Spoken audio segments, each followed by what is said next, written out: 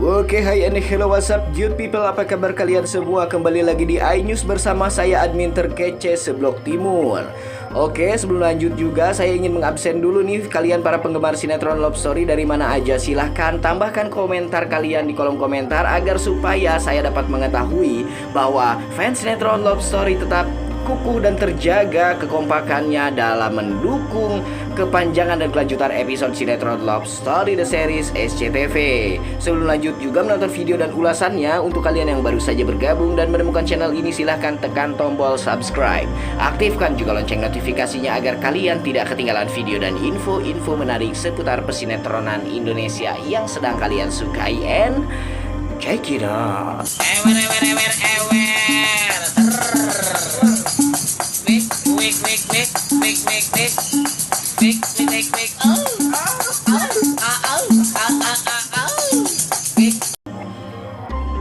Baik guys, langsung masuk saja nih ke adegan awal di scan 2 ya guys.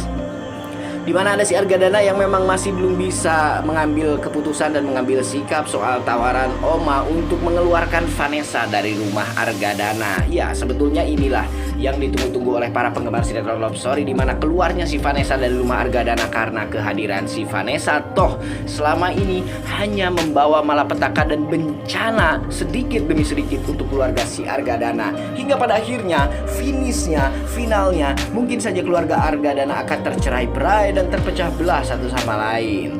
Kita langsung masuk beranjak ke scan kedua, di mana ada si Anita nih guys yang mendatangi kamar si Maudy dan juga si Ken dengan selonong boynya tanpa mengetuk pintu atau mengucap salam.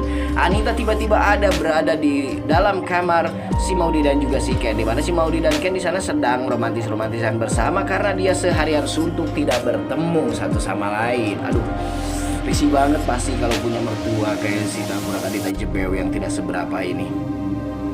Nah guys, di sini si Ken pun heran kenapa si Anita rela dan tega-teganya masuk tanpa mengetuk pintu ataupun mengucapkan salam. Di sini si Anita pun langsung berteriak-teriak dan meminta Maudy untuk bangun lebih pagi lagi esok hari karena Maudy harus mengejar ketertinggalan tagging adegannya yang memang saat itu waktunya dipakai untuk Maudy menjenguk Ken di rumah sakit. Nah di sini pun si Anita tidak lupa dong guys, dia menyudutkan Ken sebentar. Meskipun hanya sedikit-sedikit, Anita berkata bahwasanya ini semua salah Ken. Ken heran dan menjawab si Anita, kok semua ini salah Ken mah.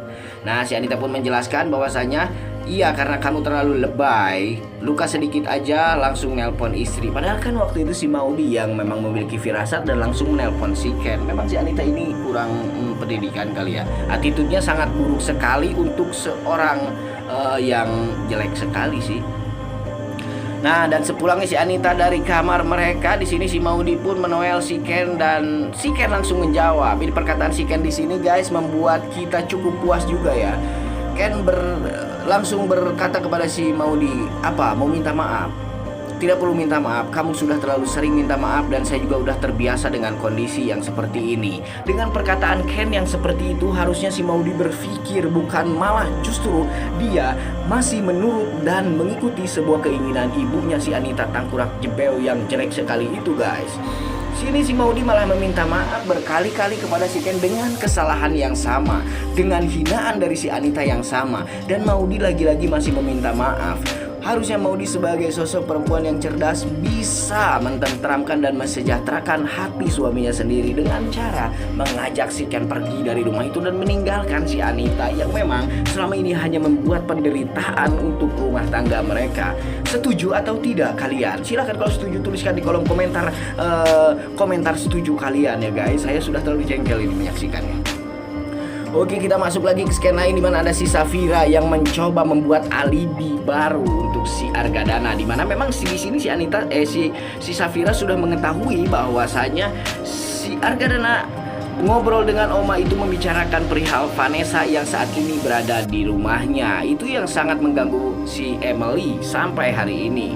Nah, di sini si Safira tidak mau menyinggung perasaannya Argadana. Akhirnya Safira membuat alibi mengajak Argadana pulang ke rumahnya. Namun di sini Argadana menaruh rasa curiga kepada si Safira bahwasanya Safira mendengar perbincangan dirinya dengan Oma. Namun si Safira membantah dan berbohong kepada si Argadana bahwasanya dia tidak mendengarkan apa-apa. Si Safira berkata dia hanya memiliki feeling saja bahwasanya memang tidak bagus untuk lama-lama berada tinggal di satu rumah dengan keluarga yang lain, terutama ada adik iparnya si Argadana yakni si Vanessa, si Emily.